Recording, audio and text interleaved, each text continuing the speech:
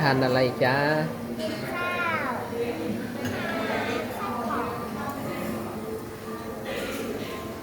กินข้าวที่ไหนโรงแรมเขาเรียกโรงแรมอะไรนะ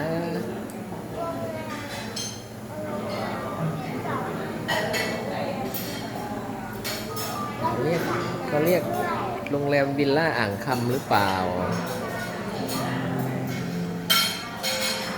สระน้ำด้วยมีอ่างอาบน้ำด้วยมีเตียงเสริมให้ด้วย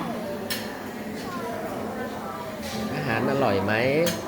มีอ่างแบบนี้อาหารอร่อยไหมอร่อยอ่างแบบนี้